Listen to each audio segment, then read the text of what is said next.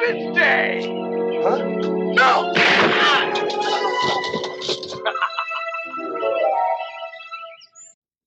Hello, and welcome back to more Films Under Constant Critique, where we take a look at films, some good, some bad, and some downright awful. I'm Bongo Baikov, joined by our host Maverick, DrenZaria. This week we're taking a look at the masterpiece, Silent Night, Deadly Night, Part 2. Oh, I thought we were reviewing Tora. Because we're actually recording this on Pearl Harbor Remembrance Day. So, Yeah, that's right, we are. you know what this means? It means we can start calling Pearl Harbor Garbage Day. But yeah, this is our first Christmas episode. And what a pick. Yeah, we basically had like 2 or 3 options for this. Which would be like Die Hard or On Her Majesty's Secret Service, and then this. Those would basically be the only options. Just choose the unconventional Christmas movies. I'm glad we went with this, though, because this is something. This was a treat to revisit. Oh, yeah, and this is a movie we've both seen before, too, so Yeah. Okay, so this movie was released on April 10th, 1987. So, just in time for its 35th anniversary. Yeah? Congratulations, yep. It cost $250,000. Really? That much? Jeez. Does not look like No. it. Looks so... It made only $154,000, though. Although, thanks to a certain quote, this movie has a huge cult following. Yes, and at least for me, this quote is how I learned about the movie. Same, yeah. Yeah. It would have been my first exposure to the movie, at least. The tagline was, "The nightmare is about to begin. Again." Come on, could they have been a little more creative with it? It's not even Christmas themed. Exactly! Like, they should have, like, come up with some, like, Christmas puns, like, And you know what? If we're being honest, most of this movie isn't really that Christmas themed. the first half is. Well, the first half is Christmas themed because it's not from this movie. True, yeah, that is true. And then, like, the last, like, 10 minutes of this movie Yeah. are Christmas themed, yeah. But if we were gonna, like, come up with a fake, like, tagline for this, I'm trying to think, like... He's gonna put up some decorations. I don't know. Just like... You'd have to work the word naughty into there somehow. If you've been naughty, watch out. I don't know. Fuck. I don't know. Better hope you're not on his naughty list. There we go. There we go. There we go. We've made a better tagline. Yeah, like the nightmare is about to begin again. It's like when they had the tagline for Lethal Weapon 2, it was "The magic is back." And then the tagline for Lethal Weapon 3 was "The magic is back again." I'm like, oh, for fuck's sake. Okay, so this was directed by Lee Harry, although I guess technically this movie has 2 directors. Yeah, in a weird sort of twist. Since it's both new footage and footage from the first movie, and the first movie was directed by Charles Sellier Jr., who refused to direct the second one. That's always a good sign. Which it makes me wonder, did he like that this other guy took so much of his movie and put it in this one? The movie stars a bunch of people I don't know. And Eric Freeman, I only know because of this movie. Because it's a very famous performance. Yes. And he's only one of 6 actors who plays Ricky in this movie. Because there are so many actors playing Ricky at, like, various ages. Yeah. And most of them are children.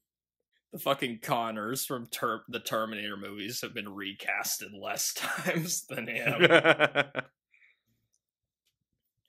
It is surprising to me, though, just how many Christmas horror movies there are. Yeah, it's a shockingly big genre of movie. Black Christmas is a pretty famous one. Hmm. Another one with Killer Santa, Christmas Evil. It came out a few years before Silent Night, Deadly Night. Feeders 2, Sleigh Bells, Krampus. And then I guess it's not a horror movie, but then this year we have that Violent Night movie coming out. Violent Night. I haven't heard anything about it, but It's basically Die Hard, but Santa. okay. Nice. Wait, you mean Die Hard? Now I have a machine gun. Ho, ho, ho. And hey, with this one, we don't have to review the first movie. Yep, because most of the first movie is already just thrown in Yeah, here. exactly. So now, my first exposure to this movie was obviously the Garbage Day clip. The first time I saw this clip, it was in a YouTube compilation of like bad acting, basically. And I thought it was the funniest goddamn thing. But I couldn't remember what the name of the movie was. And then a few years ago, I finally saw this movie, and then I was like, oh, it was from this. Okay. I thought it was a newer movie for some reason. Because I guess that scene, it just looks like it'd be from a TV sitcom. It's just missing like a laugh track, really. And that's one of the we'll talk about that scene later, obviously, but that's one of the scenes that's up there with like Not the Bees or I Did Not Hit Her. Yeah. As one of those just legendary like bad movies. So for me, Garbage Day was also my first exposure to this movie. I don't quite remember how I came across it. I think I was just recommended like an 8-second clip on YouTube, and that's how I found it.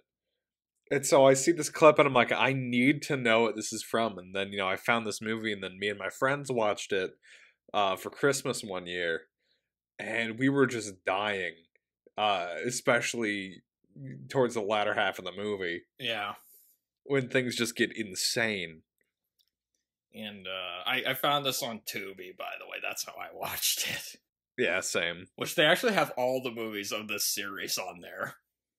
Really? Except the first one. Well, you don't need the first one. You have this one. They don't have 2/3 of the first one. And I actually watched all of them. Oh, wow. I'll talk about that a little more later. Because things get really weird with this series. So, initial thoughts. I will say I'm so fucking excited to talk about this one. There's a lot to talk about here, not just with this movie, but with the other movies in the series. Mainly the first one. I think this is the first proper so bad it's good movie we've done on this podcast. I think so, yeah. We had a few that came close. Batman and Robin, Supergirl, Alien Convergence. Those ones came close for me. So this one is definitely one of those movies where you watch it, it's technically bad on like every single level, but it just makes you laugh so hard the whole time, essentially. This one, just every choice they made with this movie is baffling to the point of absurdity. Like, especially since the first one is like such a tragic psychological horror film with a pretty good concept, I think. And then this one, I honestly just don't know what to say. Like, what the fuck? And the fact that even includes scenes from the first movie, oh my god. I will say, though, the funniest stuff doesn't happen until the last third of the movie. Yes, that you hit a certain part where everything just goes off the rails completely. Because, I mean, most of it is really bad, but, like, the funniest stuff is definitely at the end of the movie, and that's mostly because of Eric Freeman. His performance in this is just... It's something special. It's one of the funniest performances that's been on this podcast, and it wasn't even supposed to be funny. Like, he's just in his own little weird acting world, like Tommy Wiseau. You know, just... He's, like, so committed, but he's so committed in, like, the wrong way. It's just amazing to watch. It's amazing to watch. And I, like, read on IMDb, the first, like, trivia fact, if I remember right, it said, like, the number of times Ricky raised his eyebrows in this is, like, 130 times. I noticed that, like, just about every time he has a line, he raises his eyebrows 2 or 3 times. Fucking raises eyebrows more than, like, Groucho Marx or Roger Moore. I mean, what? But yeah, let's just get to talking about this. Unless you had more to say for your initial thoughts. I really don't. Like, I guess the only thing I have is, you know, about a third of this movie is taken up from footage used from the original, which those ends up being, like, the slowest, kind of most boring parts of the movie, and once you get past that, then it kind of takes off a little bit. I actually liked that stuff. It's been a while since I've seen the first movie. I'll be honest, I have seen the first movie, but actually I thought that stuff was actually really interesting, and it made me feel kind of bad that the rest of the movie was so incompetent. They, like, had this good concept, and then, like, the, like, rest of the movie is this stupid, like, hilariously bad movie. But, like, at the same time, though, that does kind of make it enjoyable because of how disjointed it ends up being. Okay, so we start with Eric Freeman as Ricky, and he's in a hospital. And it's just a long, drawn-out scene of him sitting there and being stared at while the credits are going. You have to pad out that runtime somehow. It goes on so fucking long. All I wrote down for the credits is, wow, this intro music is grating. Dr. Harry Bloom gets out a recording device and starts interviewing Ricky. And already this acting is incredible. Just like... It's hard to describe, though. I mean, it's just... It's so funny because the first lines of the movie is Dr. Henry introducing himself, and then he says, "Fuck off, Doc."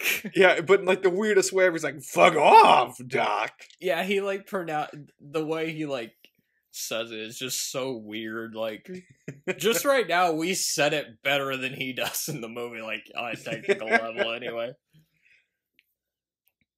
He's just acting all ridiculous, and, like, he's, like, it's like he's doing a parody of what somebody thinks a crazy person would act like. It kind of does feel like that.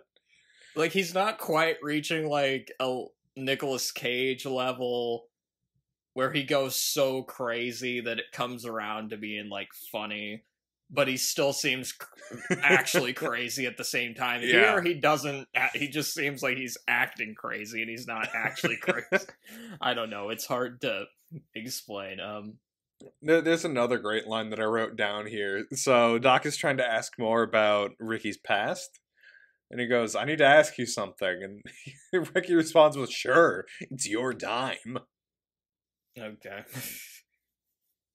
Not his time. Okay. And the date comes on the screen, and it says December 24th. Just to remind you that it's a Christmas-themed movie. Oh, that's another thing. Our choice for a Christmas movie on this podcast, our first choice, was a movie about a murderer and his brother. Basically. Wholesome family fun. And he asks Ricky who killed his parents, and Ricky says that Santa Claus did. And so we get a flashback to the good old 1970s, where we see Ricky and his older brother Billy riding in a car with their parents. And this is where the 30 minutes of footage from the first movie start, basically. Yep. Because this movie uses 30 minutes of footage from Silent Night, Deadly Night. Which, if you haven't seen Silent Night, Deadly Night, here's a highlight reel. Imagine if they did this with, like, other sequels. I would have loved to have watched Rise of Skywalker with 30 minutes of Last Jedi put right before it. Like, that would have been just the perfect shitstorm. I was thinking of, like, the better Star Wars movies. Like, if Empire Strikes Back or Return of the Jedi had 30-minute recaps of the previous movie. Or if the original Star Wars movie included flashbacks to scenes from the prequels. Like, right at the part where Obi-Wan's, like, talking about, you know, like, his past and stuff, that's when you would start including the, you know, flashbacks. Yeah. That would be perfect.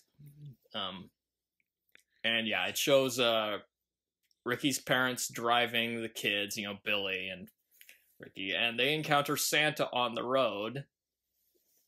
And then Santa shoots at them with a gun, and yeah, this scene's pretty fucked up. Yeah.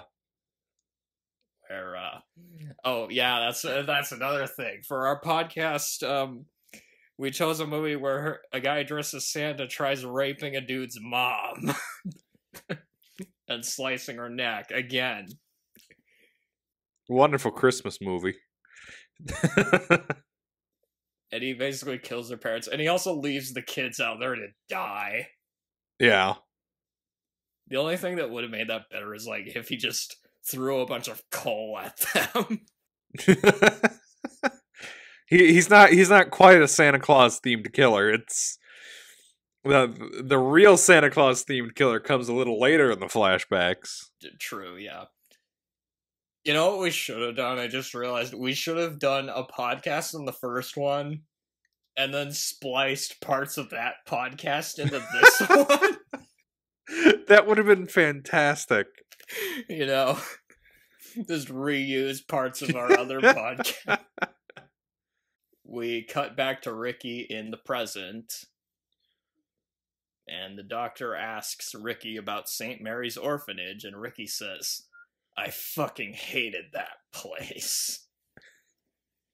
And it shows Billy and Ricky in the orphanage.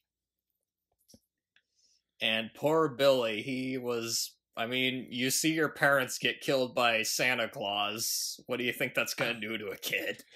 Yeah. He's obviously very traumatized by it. He drew a picture of Santa and a reindeer being graphically murdered.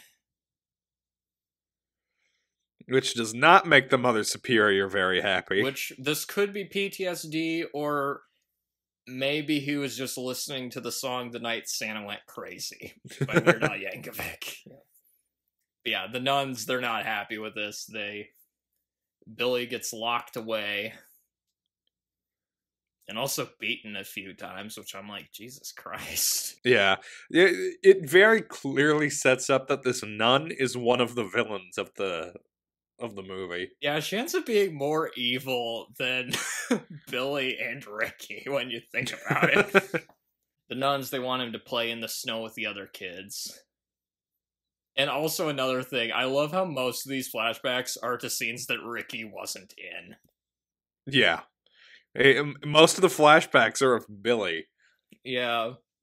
And so the only way Ricky would have known about any of this is if somebody told him. Billy, well, they do explain that Billy told him some of this, so that's basically, we'll go with that explanation. Yeah. And Billy, he's about to go outside, but then he sees these two people having sex, which causes him to have Vietnam flashbacks. Yep, to the night Santa went crazy. Yeah, the night Kris Kringle went nuts. And after the mother catches him staring at a couple people having sex, he also gets punished. Yeah, she punishes the two people having sex, and yeah. Which, why would he be punished? That's not his fault. There's really no good reason for it. I mean, with them punishing the people for having sex, okay, they're prudes, whatever. But like, just why would you punish a kid just for walking in on two people doing it? I mean, that doesn't make sense. The poor kid probably didn't even know, like, just... This ends up informing quite a bit of Billy and Ricky's psychology, which is that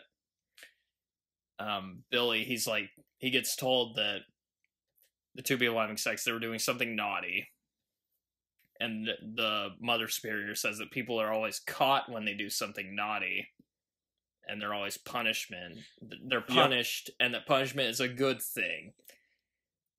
And you can imagine what this does to the poor kid later on. Oh, there's another part here that's kind of... that made me go, okay, what the hell? The doctor asks whether Ricky misses his brother. Which... fuck you, doctor. Do you realize how insensitive of a way to phrase that question that is? Yeah. And not to get too far off topic, but I actually made a short film about a guy being visited by a therapist, and I included a line like that in there, specifically to show that this guy wasn't a good therapist. So the fact somebody actually put that line in there and they didn't even realize how fucked up it sounded, oh my god. Oh my fucking god. There's one part where he asks Ricky, do you dream, Ricky? And he says, I don't sleep. Okay, Travis Bickle. Oh, and also, I mentioned I was watching this on Tubi, so I got some ads. Ooh, what'd you get ads for? More laundry detergent? No, but I was surprised none of these ads seemed to repeat themselves, so I was like, really? Okay, that's interesting. Huh. One was for Udemy, which is like an online website teaching and learning courses thing, and the other was for Duracell batteries. Which... okay, that's random. It's just watching this, you're thinking, like, the nuns in this, they're more fucked up than he is, because they're, like, just... Well, specifically the Mother Superior nun. Yeah, she's, like, treating him like shit, and all because he had dreams about Santa killing his parents. Gosh, the poor kid. And he, unlike Ricky, he doesn't have a therapist. As far as I remember, at least. Yeah. So, yeah, he's just been thrown into this orphanage and treated like shit. Okay. The doctor runs out of tape and gets out a new one, and he says Billy left the orphanage at 18 and got a job, and guess what his job is? Working as a Santa in a department store. Yep, that's perfect for him. I'm gonna laugh if he turns out to be the mall Santa from A Christmas Story. You know, the one that says, you'll shoot your eye out, and just kicks him down the slide. And basically, he becomes a Santa that threatens kids and makes them cry. Yep. Good holiday fun for the whole family. So I guess he's more like bad Santa then in that case. Yeah. And then the night is coming to an end, and he sees people kissing in the store.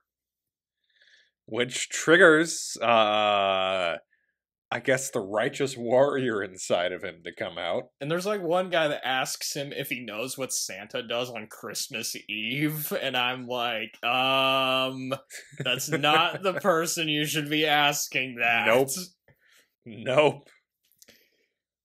And Billy, he goes to the employees' lounge. He sees a woman getting sexually assaulted, which that happens quite a few times in this movie. Yeah. And this causes him to flashback, and he just kills both of them. Yep. And goes on a rampage and kills some of the other employees, including killing one of them with a bow and arrow. Yeah, I actually wrote that down in my notes. I'm like, hang on. Why is there just a bow and arrow in this store? Just hanging out. Gizmo had one in Gremlins, so I guess that was just kind of a, or not Gizmo, the fucking Stripe, the evil one. I guess that was just more of a thing back in the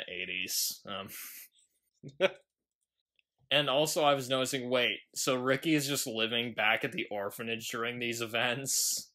Yep. The whole time. His story's not important yet. We still have to get through the first movie. That is so weird that they decided to do that. They were like, Yeah. oh yeah, what happened to that kid's brother? And Ricky, he's of course blaming the Mother Superior for Billy's actions, which, I mean, you know, he's not wrong entirely. Yeah. And basically, you just get scenes of Billy going around killing people for having sex. There's one where he hangs up, where he like impales a woman on deer antlers mounted to a wall. Yeah, which that kind of reminded me of Texas Chainsaw Massacre, when Leatherface kills that one girl by shoving her on a meat hook. Yeah. He also chops through the door with an axe, which that kind of reminded me of like The Shining or something. Yep. Yeah, I would expect him to say, "Here's Billy," or something. He also chokes a guy with a telephone cord. And Ricky, oh my god, this dude, he keeps saying that these people deserve to be killed. Yeah. Which, okay, some of them weren't upstanding individuals, but he's also just killing people who are just having sex, and that's it. Like, there's nothing like... Well, I have to keep in mind, Ricky's already gone by this point. I guess, but still, you're just like... How dare people have fun on Christmas? I mean... Actually, so one of my favorite kills that happens during this segment happens to these bullies that are sledding down this hill. We're getting up to that. There was like one part where these police, they're told to find Santa, and they almost arrest a dad who was sneaking around in his daughter's room.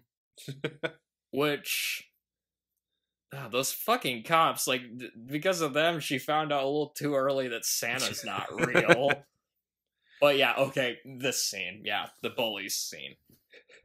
So there's just these few guys that are trying to go out sledding on a pretty lame-looking hill, if I'm honest. And these two bullies show up, and, like, these guys, they're all, like, at the very least, like, 17 or 18. In high school, if not like young college people. And these two bullies just show up, they kick them out, take their sled, and just steal it and go sledding. Because that's what bullies are doing on Christmas Eve. And so that's one of a good going point, down yeah, who just knocks people out and then steals their sled. I mean, bring your own fucking sled.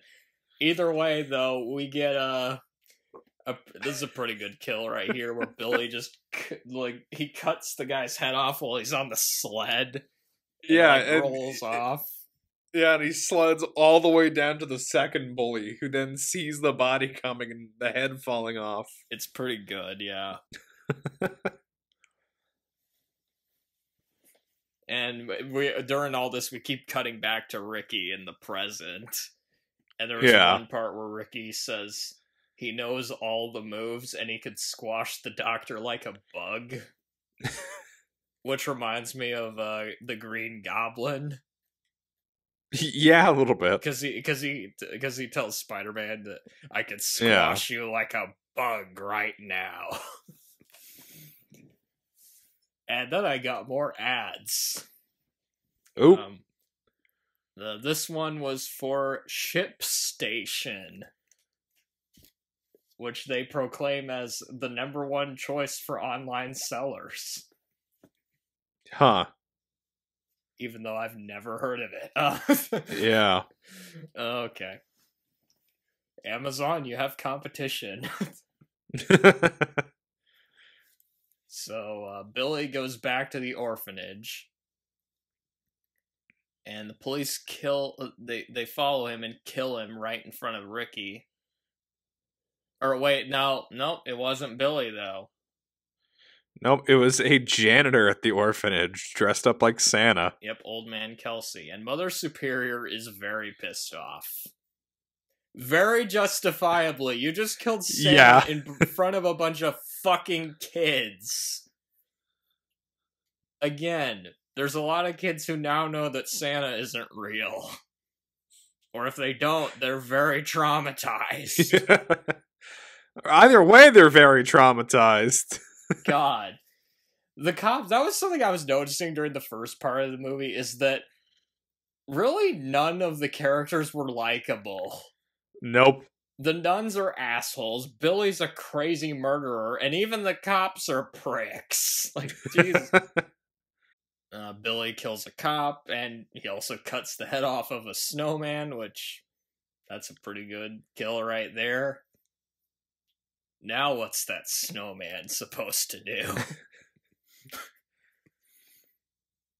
And Billy tries coming into the orphanage, which Mother Superior, of course, objects to. Yeah. What if he goes crazy and tries killing some of the kids? Or no, it's actually just her going, I don't want to get killed by this crazy monster that I created. And yeah, he tries to kill her. She says over and over, there is no Santa Claus, before Billy gets shot and killed. Yep. And he says before dying, Santa Claus is gone, which again, that's a hell of a way to find out Santa isn't real.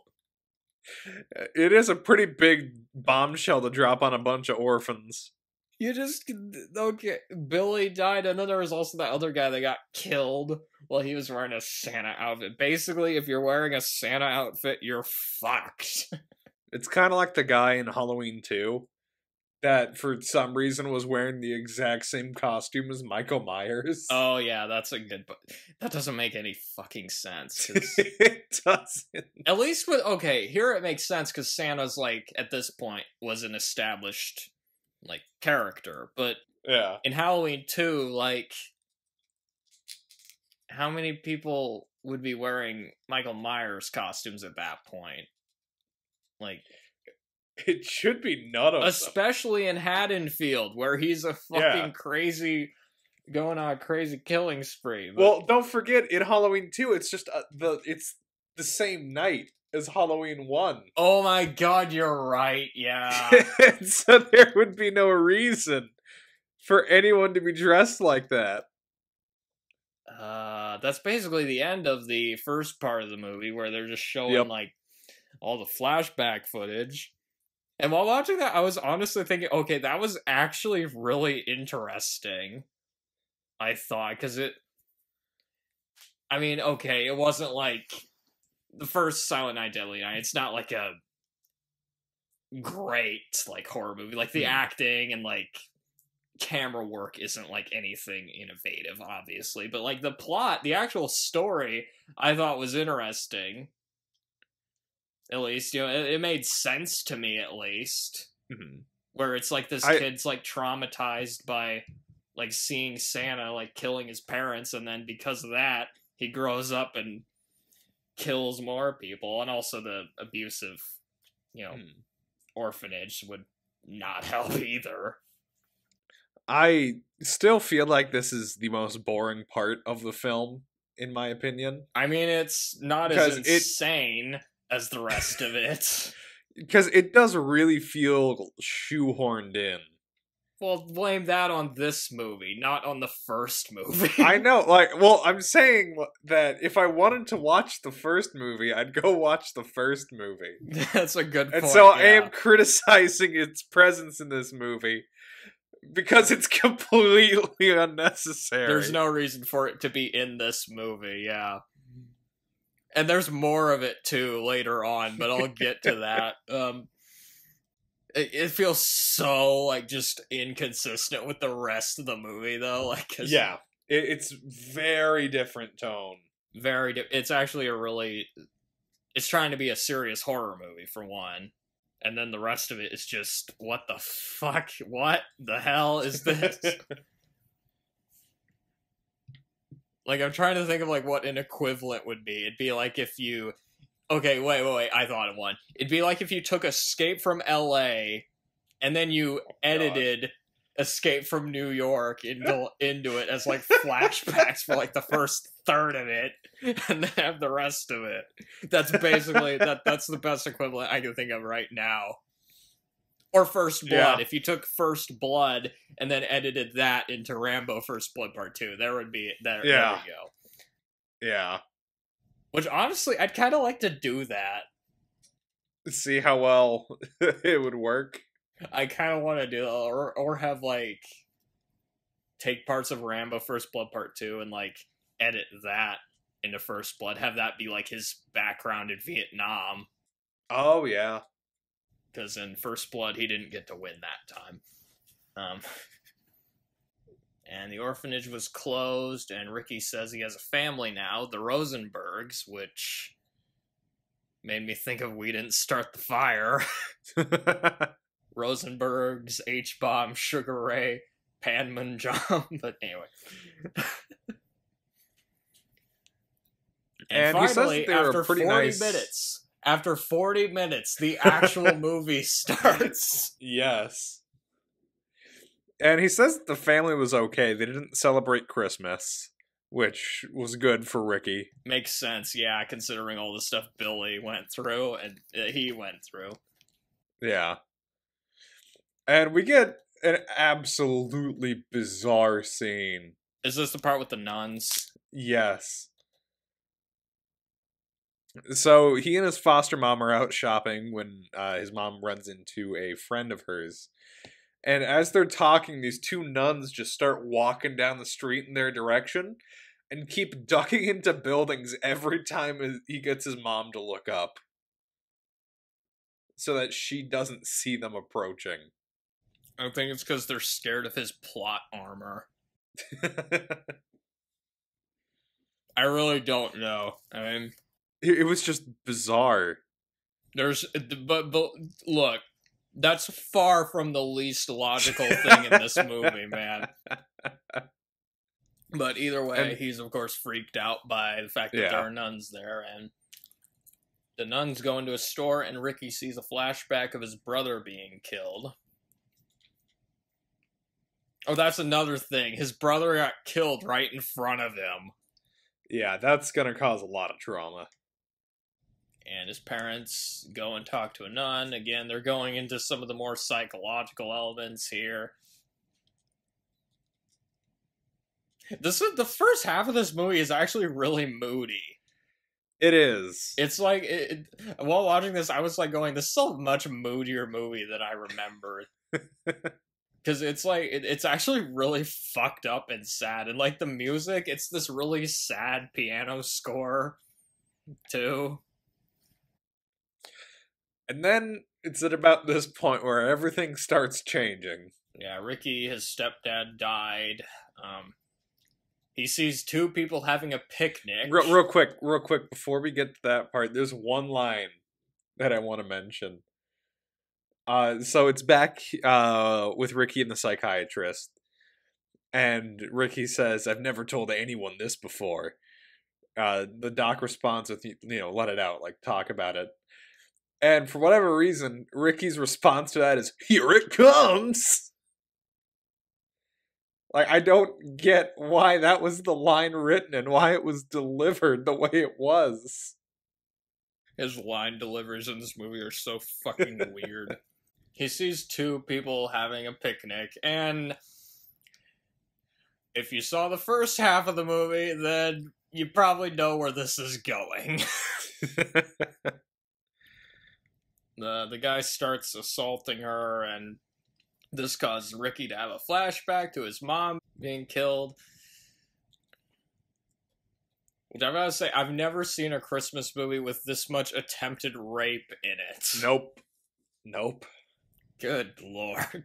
And Ricky, he runs the guy over with a red car. Not just once, several times he backs up and goes over him again, then drives forward again. Yeah. And then the girl just says, "Thank you." Thank you. It's like you witnessed the most, like, horrifying murder of your life, and you tell the guy, "Thank you." It's so funny. I mean, he was trying to rape her, but Yeah. still, I mean... And I also like how the doctor's notes, like, really emphasize the, red car. Yeah. And then Ricky, he makes some comment about that. He's like, "Oh, nice of you to point out that detail, Doc," or something like that. I don't remember the exact quote, Yeah. but, like, something like that. And we're back to the present day, and Ricky, he's talking to Dr. Bloom. Well, more so taunting him. And he's taunting him about his wife. Yeah. And then he talks about his job. Oh, yeah. Ricky also got a job. And this is also the first flashback where we have Eric Freeman playing Ricky. Yep. And he says he's 18 in this flashback, but no. No. I don't buy it. Sorry. And so Ricky's got himself a job as a dishwasher, and one night while taking out the trash, he ends up witnessing, like, a loan shark beating up a guy outside the restaurant. Yeah, and then he, like, goes over to him and... This is such a fantastic kill. He kills the guy. It's so good. Okay, he stabs the guy with an umbrella and opens it on the other side of his... Oh my god, it's so... Oh, that is fantastic. And he just leaves the umbrella covered in blood. I also like how the camera just zooms in on the umbrella, and it stays there for a while, too. Yeah, it stays there long enough that it starts raining, too. Which I that's supposed to be like an extra joke. Was it supposed to be a joke, though? That's the thing, like... No, okay, with it raining, that is 100% supposed to be a joke. Are you sure about that? You don't introduce an umbrella that you stab through a guy and then make it rain right afterwards and not intend for that part to be a joke. Oh, okay, that's a good point, yeah. I wasn't thinking about that, I guess. But still, just while watching this movie, are you sure that this was supposed to be a joke? Like, there's so many parts that they probably were not supposed to be funny, but, like, the garbage date part, was that supposed to be funny? But yeah, that is a pretty good kill right there, I'm not gonna lie. Honestly, I could see that being in, like, just a slasher movie, you know, like, Jason. Yeah. Jason would probably do something like that, or Michael Myers. Oh, and I got another ad. Ooh. It was a toothbrush ad for Waterpik Sonic Fusion. Nice. So fucking random. It would have been funny if it was for umbrellas. And then Ricky tells the doctor he's done talking. Then the doctor shows him a picture of Jennifer. And Ricky says that she was the only thing he ever cared about, which I bet she appreciates being called a thing. That, and also the only thing he ever cared about. So does this mean Ricky didn't care about Billy then? I guess. Wow. I mean, to be fair, he didn't have much of a reaction when he saw Billy get shot right in front of him. But he spends the rest of the movie, like, killing people like Billy did. I don't know. And so, in a flashback, we get to see how Ricky and Jennifer met. They're driving around on a motorcycle. And they have sex, which... Yep. Is this going to cause Ricky to have another weird flashback? Probably. But it really doesn't, though. They don't show anything, but it would not have surprised me. And then they are in a movie theater. And there's a lot of details here I want to get through about this. Yeah, scene, no, there's a lot happening in this theater scene. Okay, one is that when they sit down, the trailer, you don't see what's on the screen at first, but the trailer that's playing is for some movie called Chaos. Yeah. which they advertise as the craziest shit ever. Like, you don't actually see it, but that announcer, he's selling it as like the most gratuitously violent movie of all time. And I'm like, what the hell? Okay. And then there's these two annoying guys in the back of the theater. Not even two, it's just one annoying guy. The other guy has his like face in his palm the entire time the other guy's doing stuff. Well, he's not stopping him, so Yeah. you know, I'm just gonna say that they're both annoying. And right here, I was hoping Ricky would just pull a George Costanza, just stand up and yell at them. And then Ricky asks what the movie that they're watching is about, and Jennifer says it's about a guy who dresses up like Santa and kills people. That was such a weird meta moment. And like, how did Ricky not know? Not only that, that is footage from the first movie that they're watching. Are you serious? Yes. Oh my god, I didn't know that. It's, oh my god, it's a little bit too meta right there. It's like that scene in Spaceballs when they're like watching Spaceballs the movie inside Spaceballs the movie. Although I guess here they're watching the first movie. Oh my god. Just... What's next? Is it a 3D movie and it starts happening to Ricky in real life? But yeah, so Ricky, he gets up to go talk to the annoying hecklers.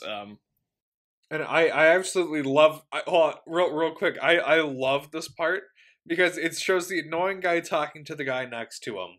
And it keeps panning over. It's like it pans over twice. And then on the third time it pans over, Ricky is there instead of the other guy. Yeah, that was really funny. That's a great editing choice right there. And then it cuts away, and the next time you see it, you see the annoying guy's legs in the air as he's getting strangled in the back by Ricky. It's so good. A popcorn, like, flies up, yeah. Because, I mean, to be fair, the two guys, they're being annoying. They're just, like, they're heckling the movie. They're commenting on what's going on the screen. Like, yeah. They're like saying, bogus. Okay, Bill and Ted.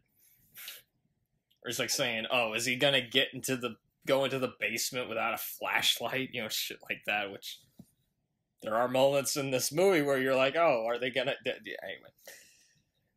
But thankfully there's silence there. And also during this, Jennifer's old boyfriend, Chip, shows up and tries asking her out, and it is painful to watch. It is insanely painful. Especially because the date that Chip is on right now is like 5 seats away from him. Yeah. That being said, considering what happens in this movie, he'd probably still be a better boyfriend than Ricky. Probably. And yeah, after the whole theater scene, they encounter Chip again.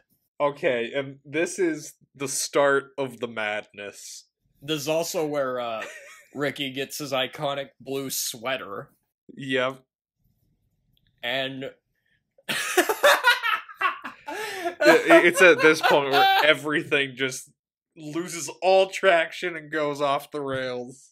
It's basically the equivalent I can think of is the part in The Wicker Man. Nicolas Cage like steals the bike and then dresses up as a bear, and that's basically the part in that movie where it just goes completely batshit crazy. That's basically this part here. And I guess because Chip is being annoying, Ricky kills him by electrocuting him with electric clamps. Yeah, there's like clamps hooked up to the car or something. I forgot the guy's name again. I forgot the guy's name. Chip, yep. So there's like clamps hooked up to the car battery in Chip's car. And Ricky just like sticks one on his tongue and fries the guy essentially. And then he sticks them in his eyes and his eyes explode. And then he pulls off. Jennifer's just freaking out. She's like saying to Ricky that she hates him. And then Ricky grabs the car antenna. And strangles her with it. Oh, God. A cop sees this happen, drives it's not up, even just pulls that, out... It's like the fact that she, like, so right before he's about to strangle her, she says, uh-oh, and, like, just... It feels like something from, like, a comedy skit or something, not, like, a serious horror And movie. then, continuing with this amazing timing, a cop shows up, steps out, pulls out a gun, and is threatening Ricky, gets really close to him. Then Ricky grabs the gun, turns it around, and shoots the cop in the head. And so now we have Ricky running around with a gun and a kill count of 3 within the past minute.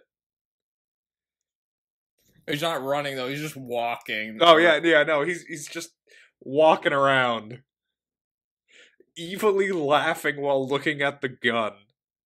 Yeah, remember, no matter how fast you run, Michael Myers walks faster. And then, as he's walking down the street... And his laugh, yeah, okay. It's like... It sounds like a sarcastic, like...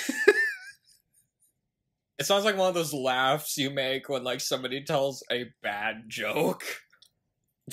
Like a mocking laugh, not an actual, like, maniacal laugh. And it's fantastic. And as he's doing this, just this random guy comes out of his house and he's like, "What's all the commotion?" Ricky turns and shoots him. He's just shooting everybody. Like, these are people who haven't done anything to him. Like, because, I mean, okay, with Chip, he at least was, like, being annoying or something. I mean, he didn't deserve to die, but he at least was doing stuff to him. He's just shooting random people now that had nothing to do with him or with Billy. And then the next one is the best one of them all. Some random guy is just taking out his trash. And Billy comes up, looks at him, yells out, "Garbage day!"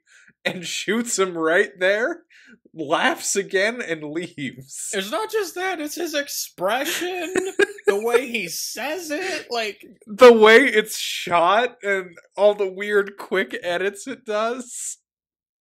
And what's funny is I actually did watch I did not do this intentionally. I did actually watch this on Garbage Day. Like, earlier in the day, I had taken the garbage up to the curb, and then I watched this movie later. It got to the scene, I'm like, holy shit, it actually was Garbage Day today. Wow.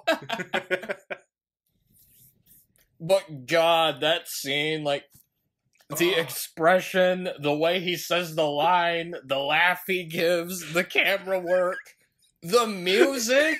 I mean, the way the music...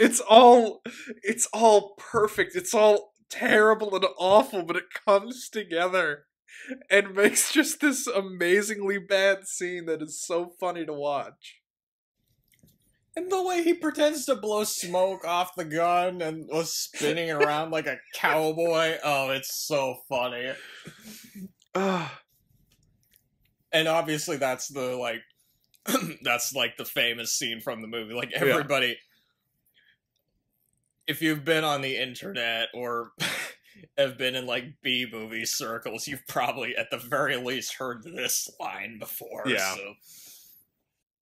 And then he keeps walking down, and a little girl on a tricycle bumps into him. And he just lets her go.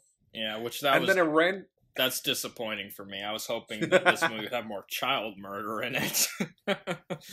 And then we get a car just driving down the road towards him.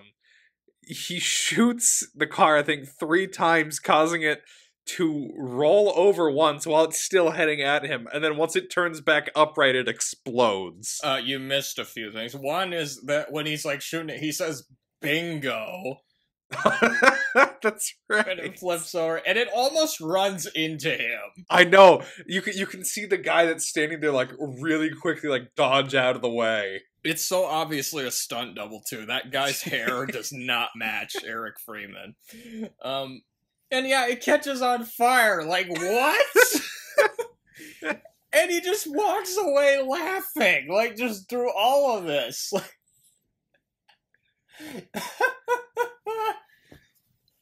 I kept waiting for him to, like, do a Joker laugh or something. Like, just... God. And then he's finally surrounded by 3 cops. And they tell him to put the gun down, and he instead decides to point it at his head. Obviously threatening that he's going to kill himself there. And immediately all 3 of the cops are like, no, stop, don't do it. Don't think about what you're doing. Don't throw your life away. Yeah, like, he's out of bullets. Yep. That part right there kind of reminded me of Taxi Driver. Yeah. Yeah, when he's like, Travis Bickle kind of does the same thing there. And yeah, we're back to him with the doctor, and, well, not exactly, because he killed the doctor. Yep. Sometime off screen. Oh, that's so disappointing, all these other kills you see, and then you don't even show him killing the doctor. Come on. I guess it was supposed to be kind of a shock moment, but is it really? Is it really that big of a shock? I mean, and yeah, but this does mean we're now up to the present, and Ricky is on the loose. There's a nun talking to the police. They say he got out of there 6 hours ago, and that they mentioned Mother Superior being retired and she lives alone, which that makes me go, wait, I wonder where Ricky is going. This actually does raise a question for me. Okay. Wait. This movie only raised one question for you. Only one. The question that this scene in particular gave me is, do nuns retire? I'm not Catholic. I wouldn't know. Because she gets like a huge house. Like, where did she get that? She worked at an orphanage. Where is she getting the money to afford this? I don't know. Again, I wouldn't know. I don't know anything about nuns. I don't live in the... Thou shalt get thee to a nunnery. Anyway. And so, Ricky... there's also... Sorry, real quick. More ads. Yeah. I got more ads. Oh, yeah? Got Colonial Penn and Burger King. Yeah, Burger King. Yep. And of course, Ricky, he has gone full psycho. He's put on a Santa outfit, and he calls Mother Superior on a payphone. To tell her that Santa's back. Santa's back, yep.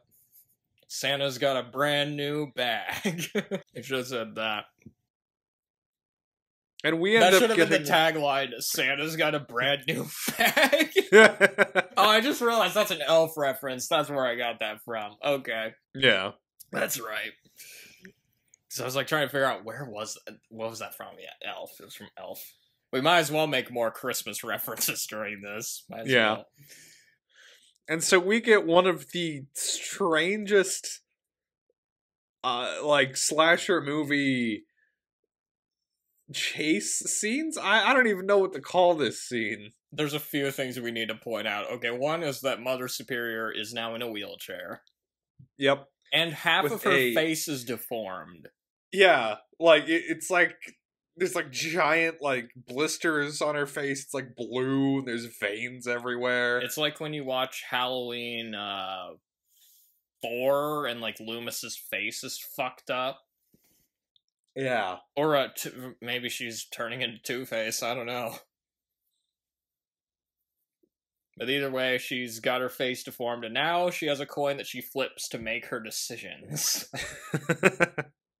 And she's also watching the Christmas parade, and she's, making comments about it. Ricky kills a Santa toy with an axe.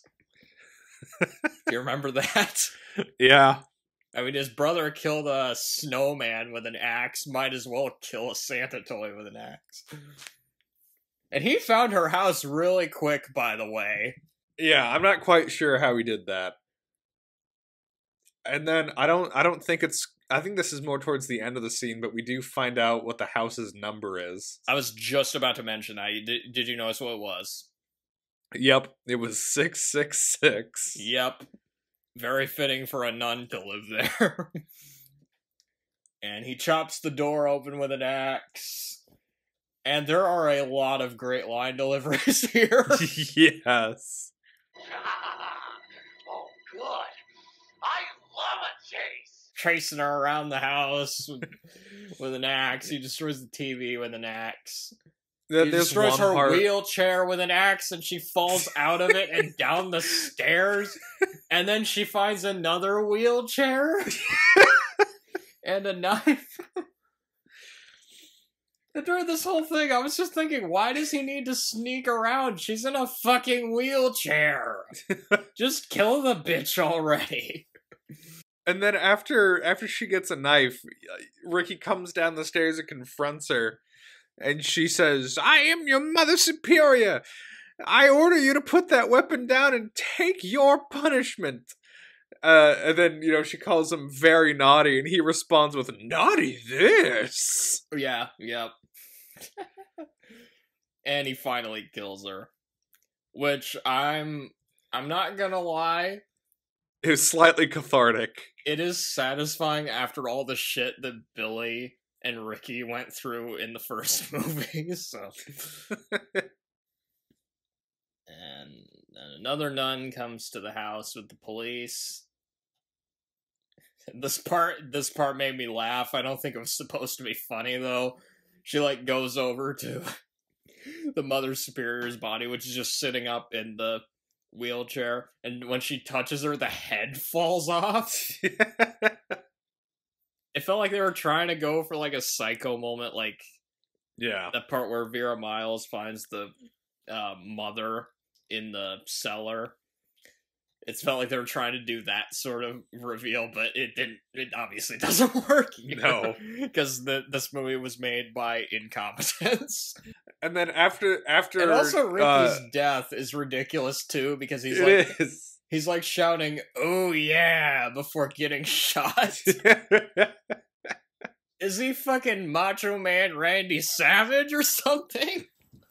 What the hell? He's just getting shot by, cops or something. Except he's not dead? Wait, what? Nope. He opens his eyes at the very end of the movie. You see a shot of him, yeah, he's opening his eyes, a knife's coming towards the screen. Yeah, that ending was a bit confusing. You have to set up Silent Night, Deadly Night 3. Again, I'll talk about that one a little bit later. Okay, final thoughts. This is an insane movie, and I love it.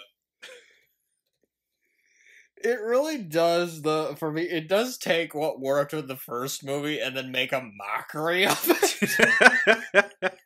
Because the first movie actually has some interesting psychological stuff going on, and then this one is just completely ridiculous. Yep. Completely.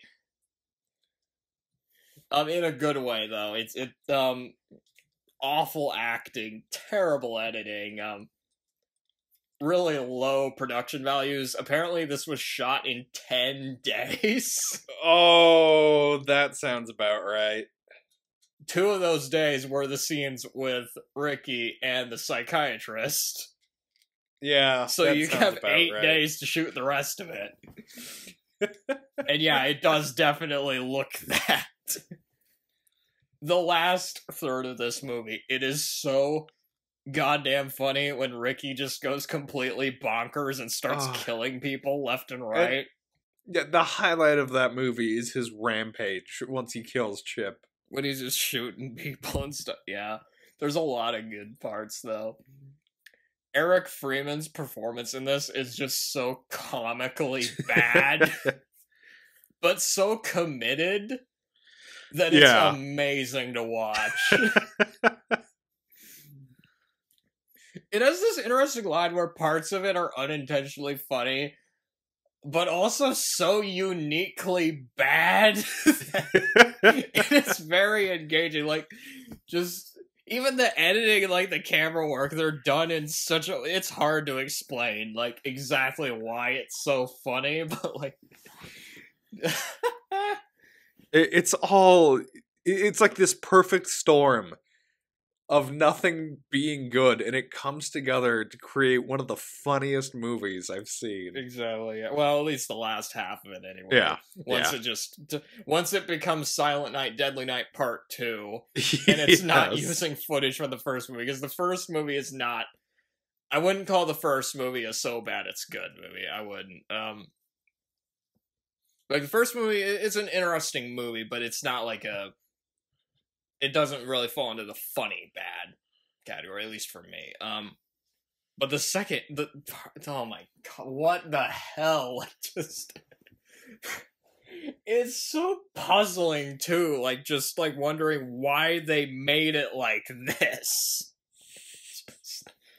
Like, why did they think this would be a good follow up? You know, why did they think... what else are you gonna do for a Silent Night, Deadly Night Part 2? I don't know.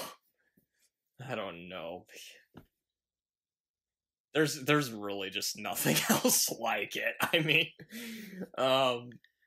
honestly, I might make this a Christmas tradition. Just, like, watch the first two Silent Night, Deadly Nights, you know, around Christmas time. Maybe I'll just throw them on after... watching Black Christmas or something. Yeah. I feel like most of the Christmas movies I've been watching recently have just been like Christmas slasher movies. Because for some reason there's a ton of them. I do not know why, but I guess people and the music, like, what the hell's up with the music? I know, the music is just strange the whole way through. At first, the music is, like, this really moody, like, piano score, but then it switches to, like, having more of an orchestra in it once Ricky just starts going, like, completely nuts. Yeah. And the kills in this, like, just the umbrella kill, the part where he zaps the dude's eyes out. The garbage day part, oh my god, the part where he's just shooting a bunch of people and just laughing, but not in a way that actually sounds like he's laughing. Yeah. It just sounds more like he's just going, like that, you know. You'd expect more of like a Joker laugh or something from someone doing that. And the ending, oh my god. And the fact they reused footage from another movie to pad out the running time. And it's about a third of the total runtime. This movie isn't even that long either. It's only 88 minutes. And 30 minutes of it are another movie. Just every choice they made with this movie. Again, it's just... It's one of those movies that you just need to see it to know how bad it is, but it's one of those movies also that just, you enjoy yourself so much while watching it, because it's just a unique kind of bad that you just... It's hard to believe that this isn't bad on purpose. That's the thing, like, you just... Like, how did they think this would be, like, oh, this is a good... Oh, here's a good scene. This is a good idea for a scene. That's how it should flow. This is how it should be shot. That's how he should deliver that line. You know, just I don't think they were having those thoughts. They only had 10 days to make this thing. We have to do this in as few takes as possible. So we just gotta run. The best take you could get out of him was him just bugging his eyes out while saying, "Garbage day! Garbage day!" I am so glad we did this. This was... this was a treat to watch. I can't say the same about the next three movies, but... okay, do you have anything else to say? I don't. I think I'm ready to hear about the next ones. I found some really good trivia for this, actually. Like, there's a real lot quick, of interesting... Not just to talk about with the second movie, but also with the first movie as well. Real quick, I'm gonna go get some water. I should too, actually.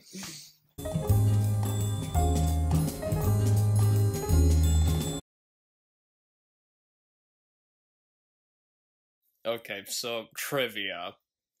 Like we mentioned, about 30 minutes of this movie is stock footage from the first film. And the reason why, I actually did find why they did that. Okay. The reason why is because the filmmakers were paid to re-edit the first movie and release it as a sequel because the first one got pulled from theaters due to the controversy, which I'll be talking about that a little bit later. It was originally only going to include 2 scenes of Ricky talking to Dr. Bloom, one at the beginning and one at the end, and then the rest of it is the first movie. That's bizarre. That's incredibly bizarre. Or they could have done like a George Lucas special edition of it or something. There need to be more CGI monsters in the background. We need to have it so that Mother Superior shoots first or something. But yeah, the director demanded they make a new film, and I guess then they decided to use the old footage that way. I mean, either way, that's incredibly fucking cheap, but it kind of makes sense in a way, because a lot of people hadn't seen the first movie. Yeah. The first movie's original title was Sleigh Ride. That's pretty good. Which is kind of similar to the title of the fake horror movie In Ernest Saves Christmas, which was called Christmas Sleigh.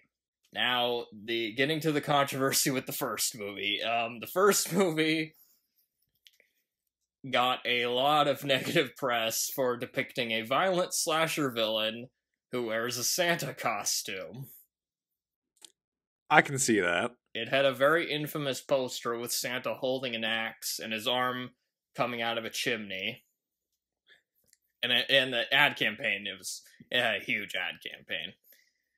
So people were seeing this ad like all over the place when it came out. The tagline was, "You've made it through Halloween. Now try and survive Christmas." And he knows when you've been naughty. Well, they're better taglines than what we actually got. Or for the second one, I should say. Yeah, the second one's tagline sucked. Yeah. It was just, the nightmare is about to begin. Again. Which that could be fucking Nightmare on Elm Street 2. Freddy's Revenge, for all we know. Yeah. Parents were especially mad because ads for the movie aired at the same time as TV showings of Little House on the Prairie and Three's Company, and they didn't want their kids to be scared of Santa Claus.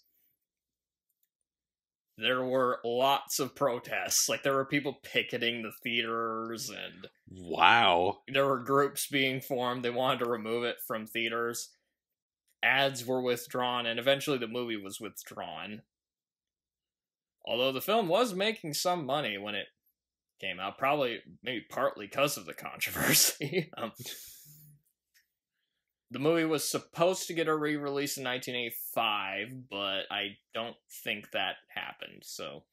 Again, this is part of why they decided, okay, let's just reuse footage in the second movie, since a lot of people didn't even see it.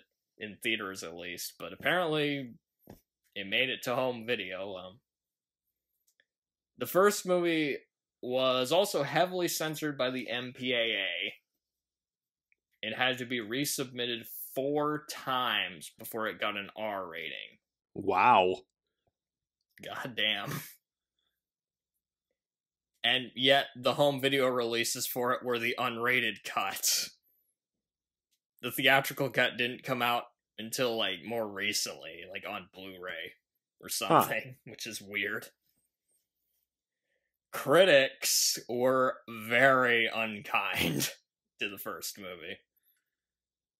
Siskel and Ebert hated it, especially Siskel, and they castigated it on their show. Gene Siskel read names of the film companies that produced the movie while on air and said, "Shame on you." He also read off the names of the writer, producer, and director and said, "You have nothing to be proud of." He went even further and said the money made off of this movie was blood money. Jesus Christ, dude. Yeah, he was not a fan. Oh, fuck. I should have... Here, I'll be back in just a second.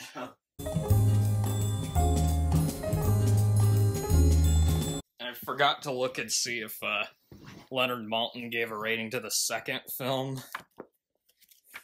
Because I got his rating for the first movie right here. Do you want to guess what he gave the first movie? I'm gonna guess he gave it a bomb. Correct. Yep. Yep. Because again, like, critics, they fucking hated it. Oh, wow, he's actually got reviews for all 5 of them. Wow. Wow. That shocks me, actually. He called the first movie a worthless splatter film and asked, "What's next? The Easter Bunny as a child molester?" Well, now I know what my next script is, Leonard. Okay, the second. What do you want to guess he gave the second movie? I'm gonna guess he gave the second one another bomb. Yes, he did. Okay. Am I allowed to quickly guess what he gave all of them? If you want. I'm gonna guess that he gave every single one a bomb. No, actually. Oh, that's really? Okay. You know, considering his taste, I'm actually not surprised. He called the second one an embarrassing and unnecessary follow-up. About half the footage here is lifted from the original film, including a memorable scene featuring Linnea Quigley, which that's the scene where she gets impaled on the antlers. New scenes are perfunctory. That gave me an idea, though. Let's make a movie with the Easter Bunny as a child molester. Just to piss off Leonard Maltin. The actor who played Billy was ashamed of his role in the movie and told friends and family not to see it. He eventually came around to it after seeing a 30th anniversary screening and talked to fans of it at the screening. So, better late than never, I guess. Because, again, this was the 80s. People were freaking out about all kinds of violent horror movies. The Friday the 13th movies, very famously, were getting just attacked by critics and stuff. And, like, there was the video nasties thing going on in the United Kingdom at the time, you know. Yeah. Part of it was because of, they were, like, televangelists and stuff, but yeah. A lot of prudes in the 80s. Even though executives at the studio stayed away from the media when the controversy erupted, writer Michael Hickey said he accepted any request for an interview he got, including Entertainment Tonight. He thought the controversy was absolutely hilarious and a lot of fun. He said, "I was in no way chagrined by the controversy. I thought it was great. This is a film that could have sunk like a stone and never been heard from again, and suddenly it was leading the CBS Evening News with Dan Rather. I didn't know how to take that." Well, at least somebody was optimistic about it, so, you know, at least they didn't take it too hard, you know. I guess people that make movies like Silent Night, Deadly Night, they're not really concerned about what the media thinks about them, so they're just trying to make a living, you know. Oh, this is interesting. Sam Raimi was considered to direct the first movie. That would have been interesting. I would have loved to have seen that. It would have been very different. It already sort of feels like a Sam Raimi movie. It's just missing the bizarre camera angles. And it's not done well. Because I'll admit, the camera work in the first two Silent Night, Deadly Night movies just not very good. It's really not. They look very cheap. Before Silent Night, Deadly Night, there was a slasher movie called Silent Night, Bloody Night. Huh. It was released by Canon and featured some of Andy Warhol's superstars. This movie is in the public domain, and it sucks. Anyway. After this movie, there were 3 direct-to-video sequels and a remake. And I was, like, reading back. I wasn't going to watch them originally, but then I noticed they were all on Tubi, and I read a little bit about them. And about how bizarre they were, that I got curious. Was any of it worth it? And I watched them so that you didn't have to. Okay, so the Silent Night, Deadly Night 3, Better Watch Out, was released in 1989. Let's see what Leonard Maltin gave it. Is it a bomb? 2 out of 4 stars. Wow. Wow. Shrewdly made sequel. Well made with touches of black comedy, but still only a slasher movie, less gruesome than most. Wow. I don't really agree with that, actually. It is about... It was released in 1989. It's called Silent Night, Deadly Night 3. Better Watch Out. I mean, pretty good title, I'm not gonna lie. I mean, you're making a sequel to Silent Night, Deadly Night. Yeah. That makes sense. I have one thing to bring up real quick. Didn't Leonard Maltin also give The Dark Knight 2 out of 4 stars? Yes, he thought it was as good as The Dark Knight. Yep, that's what I thought. Yeah, fuck him. That's the same rating he gave Taxi Driver as well. Wow, okay. And The Shining. He gave The Shining the same rating. And none of these, according to him, were as good as Batman Forever or Man of Steel. Apparently. Man of Steel was slightly better than these movies, according to him. So, the third movie is about a woman who has a psychic connection to Ricky Caldwell. Why? And has flashbacks to the first movie. No. So, yeah, they do include a few scenes that are, like, reused from the first movie. It's not as gratuitous as the second movie, though.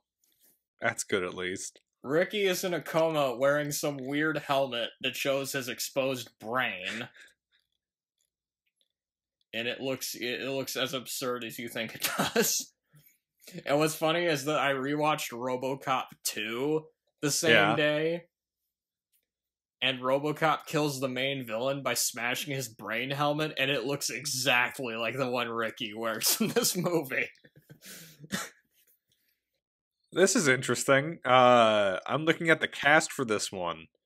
Apparently, one of the cast members is Eric DeRay, who played Leo Johnson in Twin Peaks. Ben Horn is in it too. Really? I was gonna mention that. Yeah, 2 cast members from Twin Peaks are in this. Huh. But yeah, Ricky wakes up, and of course, he starts killing again. And the doctors explain that they reconstructed his brain because it was blown up. When? Okay. And how? Fuck if I know. It was directed by Monty Hellman, who directed Two Lane Blacktop, a car movie that starred singer James Taylor and Dennis Wilson from the Beach Boys. Huh. 2 podcasts in a row where the Beach Boys have a connection to the movie. This movie was written and rewritten in a week. That's a good sign. Another interesting thing about the cast. Ricky is played by Bill Moseley, and his other credits include Chop Top in Texas Chainsaw Massacre 2. No way! one of the skeletons in Army of Darkness, and Dr. Heinrich von Strasser in one of the trailers for Grindhouse called Werewolf Women of the SS. That's fascinating. There's a hospital Santa that he kills who makes crude remarks like, "Wanna lick my candy cane?" Principal photography took a month. The editing took a month, and it came out a month after that, and yeah, it's as bad as you would expect with that kind of stuff. They made this as fast as possible. And it shows, it really does. The kills are very unimaginative. I will give this, though, the movie actually has better camera work in this than in the first two movies. Really? Ricky is not the cackling lunatic from the second movie. That's disappointing. In fact, he's actually mute for most of it. Huh. Fucking Darth Maul had more lines than he did. Although he does get one line at the very, very end. But that's it. But yeah, I guess they were trying to go for, like, the tall, mute slasher villain, like Michael Myers or Jason. Huh. But he's not scary because he looks fucking ridiculous. He's wearing the damn brain helmet the whole time. It was just kind of a boring, generic slasher villains. The characters sucked, which really hurts it because so much of this movie is just people talking.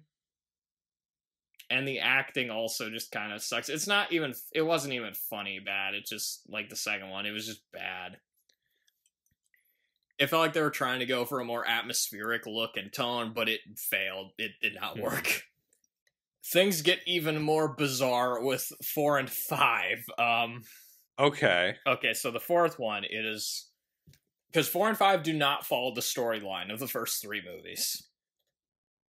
That's interesting. It's like they just found some Christmas-themed horror movies and decided to slap Silent Night, Deadly Night on them. Silent Night, Deadly Night 4, Initiation. What do you want to guess Larry Malton's rating was? Bomb. 1.5. Wow. 4, yeah. Though intelligent, it's gratuitously gruesome, dull, poorly acted, and bizarrely anti-feminist. Christmas elements are completely superfluous. Intelligent is not the right word for this one, by the way. But most of that other stuff is actually not far off, now that I think about it. Okay. Yeah. So Silent Night, Deadly Night 4, Initiation, or Initiation, Silent Night, Deadly Night 4, as it was originally titled, or Bugs, as it was titled in the United Kingdom. What? Was released in 1990. It stars Clint Howard, who is Ron Howard's brother. Huh. Who plays a character named Ricky, and I'm not sure if he's the same character from the first 3 movies. Probably not. His last name is Baker, but I should point out, the second movie also changed Ricky's last name, so they're not, either way, they're not keeping continuity. It also co-stars Maud Adams, who you might remember from 2 James Bond movies. She played Bond girls in 2 James Bond movies. Man with a Golden Gun. Huh. And Octopussy. She played Octopussy. Oh. She's in this. The movie was directed by Brian Yuzna, who directed Society, Bride of Reanimator, and Beyond Reanimator. Huh. Some critics have compared this movie to Halloween 3, in that it has no relation to the previous movies, and also has a plot involving witchcraft. Huh. So I guess this is also the Supergirl of the series, because there are witches in this. And not only that, you see part of the third movie on TV at one point.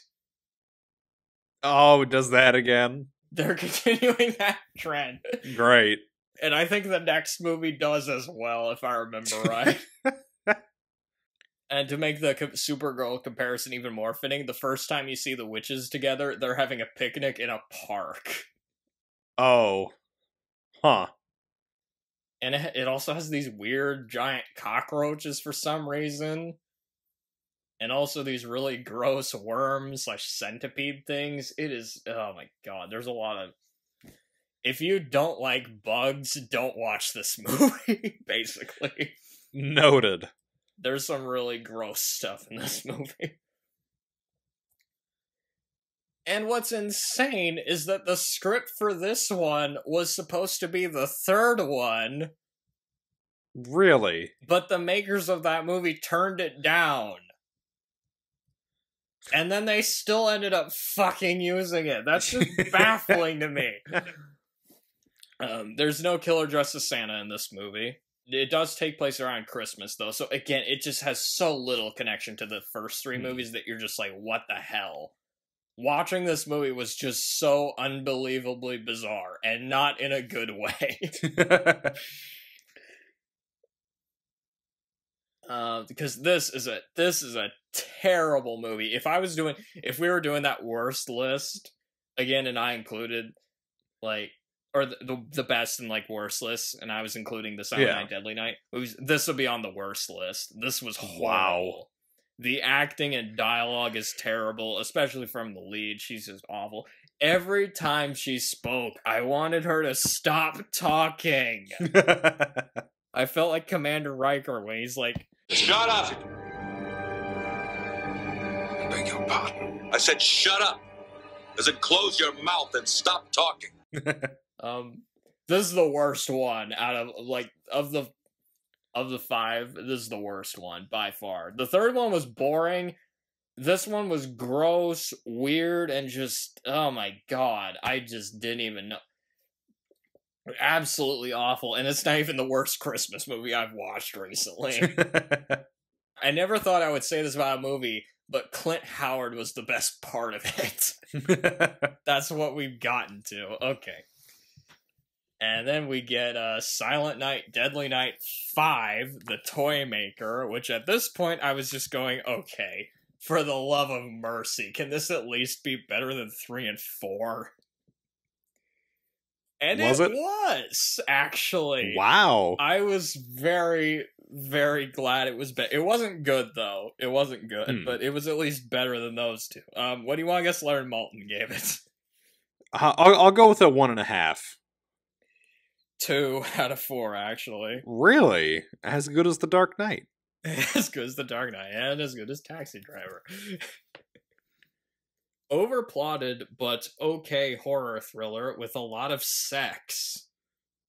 No plot connection to earlier films and series. I mean, you know, is that a negative? Fair enough. I mean, that sounds about right. With this one. Okay, so Silent Night, Deadly Night 5, The Toy Maker, was released in 1991. I'd also like to point out, they're putting these out really quick. Because the first one was 1984. The second one was 1987. Then the third one was 1989. 1990, 1991. That's so fast. Yeah. They were direct-to-video, though. That's something that's worth pointing out. This one also features Clint Howard. Really? I don't know if he's playing the same character, but that's like the only connection you get to the fourth one. Huh. Oh, and also it has the same... The lead from the fourth one appears in this movie as the friend of Derek's mom, but I don't know if she's playing the same character. Because from the way she acts, she might as well be playing a different character. In fact, she could just be playing a different character who happens to have the same name. I mean, I don't know. Huh. It could just be like a cameo. Unbelievably, of the 5 movies, this has the most star power because Mickey Rooney's in it. Mickey Rooney plays the title character, and that's hilarious for a few reasons. One being that you don't expect Mickey Rooney to be in a movie like this. Yeah. And two, because you don't expect Mickey Rooney to be in a movie like this, because he apparently morally condemned the first movie in a letter of protest. Fantastic move, Mickey. But I guess he was fine starring in the fifth one. Going in, again, my only expectation was it would be better than 3 and 4, and it was. Definitely. It was definitely better than the third and fourth ones. Not as good as the first two, though. It wasn't as good as the first two. In this one, you briefly see the Rambo animated series playing on the TV. Really? You can also hear the fourth film playing on TV at one point. Great, they're doing that again. Which, yeah, that's a running trend of these movies. It really does feel like they were trying to do the Halloween 3 thing and have, like, anthology movies. Yeah. Except, I can't believe I'm saying this, but Halloween 3 did it better. And I don't even like Halloween 3. The beginning of the movie has a kid named Derek witness his dad being killed by a Santa toy. And this traumatizes him so much that he stops speaking and he's scared of Santa. So that sort of resembles the first movie, barely. Yeah, a little bit. A little bit. It sounds familiar. Santa's there. Mickey Rooney plays an evil, drunk toy store owner that kills people with mechanized toys. Huh. His character's name is Joe Petto, and his son is named Pino. Just to drive home Pinocchio parallels, and yes, this does lead to the twist at the end of the movie. Oh, good. And say what you will about this movie, it's probably better than the live-action Disney remake of Pinocchio. Came out earlier this year. Once again, the acting, this is pretty bad. Well, besides Mickey Rooney, at least. I mean... and this one does play up the Christmas elements more than 3 and 4, which is a good thing, I think. It is a bit slow, but it has better production values than the previous two. It feels like a real movie. Oh, that's good. It has a beginning, middle, and end. And actual characters. And one of the toys in this is called Larry the Larva. Moving on. There's one scene where 2 people have sex before being attacked and killed by toys. This sounds like a weird movie. It is. And I don't know, do you want me to spoil the twist? Sure. I might as well. You're probably not going to watch it anyway. Okay, so it's revealed that Joe Petto's son is actually a toy that he built himself. I kind of already guessed that, believe it or not. Okay, I figured, yeah. After you found out what their names were, yeah, and he's, like, trying to, like, you know, yeah.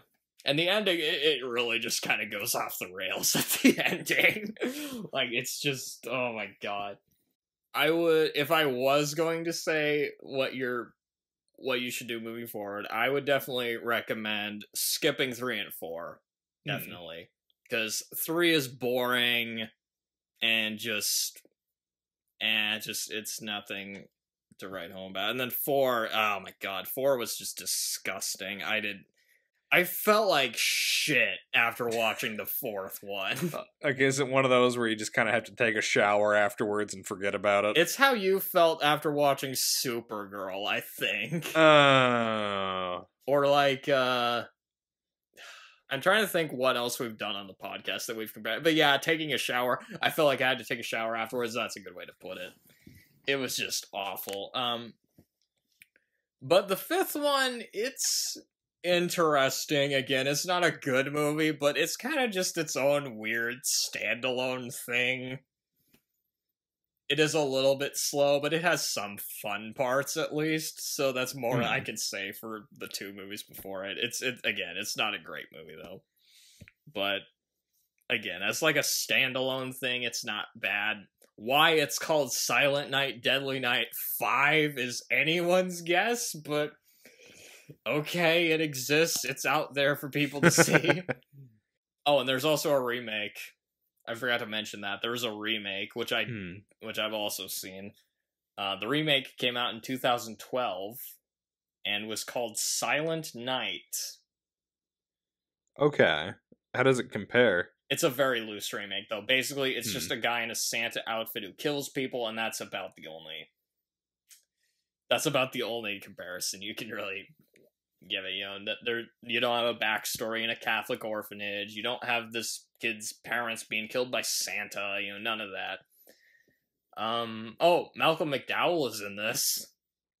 Really? And as much as I'd like to have seen Alex DeLarge kill people while wearing a Santa outfit, unfortunately we do not get that. However, this is a better remake than the other remake that Malcolm McDowell was in, that being the Rob Zombie Halloween movie. Yeah. Much better It's than interesting that he keeps choosing horror movie remakes to star in. Unlike the older movies, this has kids getting killed, which I was very happy about. It's a pretty bad movie, but I do think it's better than 3 and 4. It basically feels like a TV cop show starring Malcolm McDowell that has Santa murdering people. That's basically... It's those production values matched with that, basically. Some of the highlights. A topless girl gets shoved into a wood chipper by Santa. That's a bit of a step up. Yeah. It is definitely more of a slasher movie than 3, 4, and 5, that's for sure. Santa kills a reverend in a church after he gives a sermon about how evil pornography and American Idol are. Okay. There's a flashback where Santa uses a flamethrower to kill people, which was apparently based on a real event. What? Which, yeah, that's a great thing to put in a sleazy slasher movie, something that happened in real life. Fuck's sake. And it's revealed at the end that this Santa with the Santa with the flamethrower is the dad of the killer in this movie. Really? Oh, you also get a remake of the scene where Santa stabs a girl on deer antlers. Okay, yeah, you have to take that one. Just to show people, we've seen the first movie. Yeah. And to show people they've seen the second movie, there's a throwaway reference to Garbage Day. Well, that's good at least. It's not as fun, though. It's just a guy who says Garbage Day, and he's, like, putting some garbage out. He doesn't say it like Eric Freeman did, which is disappointing. That being said, if you just want a bunch of gore, this one has that, so make of that what you will. Again, not a good movie, but the fact it's like one of the better movies of that series, I mean... Getting back to trivia for the... did you have anything else you wanted to add about those sequels, or... No, I did not. I guess you haven't seen them, so... Yeah. Oh my god, what the I watched through them and I was like, what the fuck is this? Shout Factory released a limited edition Blu-ray collector's tin of the second movie that came with a poster and an action figure of Ricky Caldwell. Huh. That's who I want an action figure of. Exactly, yeah, I'd love to have that action figure. Whenever I'm, like, taking the garbage up to the curb, I'll just carry around my little Ricky Caldwell action figure to, like, taunt people. I'd also like to point out that the Blu-ray synopsis of this basically spoils the entire movie. And also the back of the Blu-ray, of course, what's the first thing you see? Is it Garbage Day? Yes, it's Garbage Day. Good. It says it's Garbage Day on the back of the Blu-ray. which obviously the garbage day scene in the second film, it's become an internet meme now.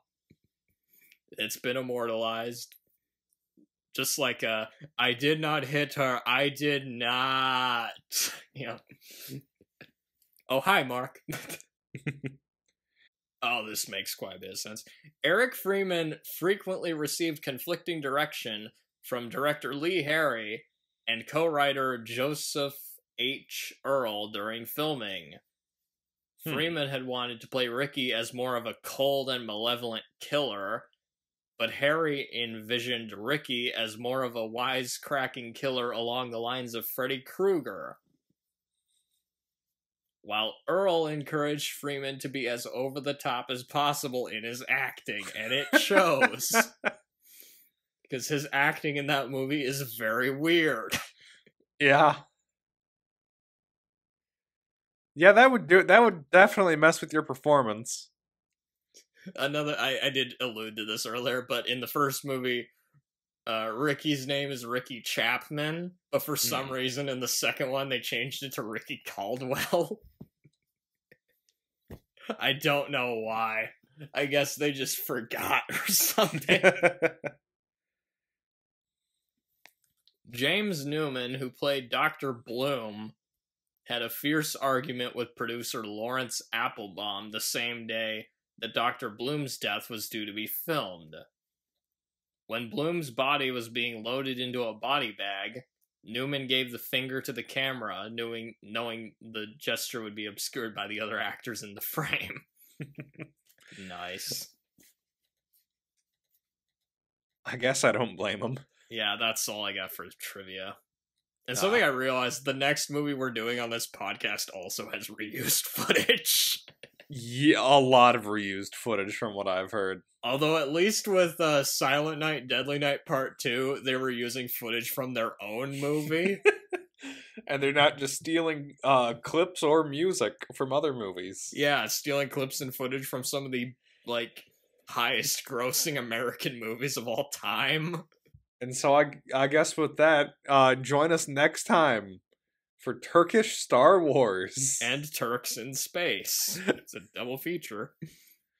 Until then, Andy Griffith. Yep, happy Christmas. Don't kill anyone, please. Don't kill anyone. Don't forget to take out your garbage. Yeah. Garbage day. Garbage day. Okay, I think that'll do. Good night, you stupid idiot. Good night, you miserable slob.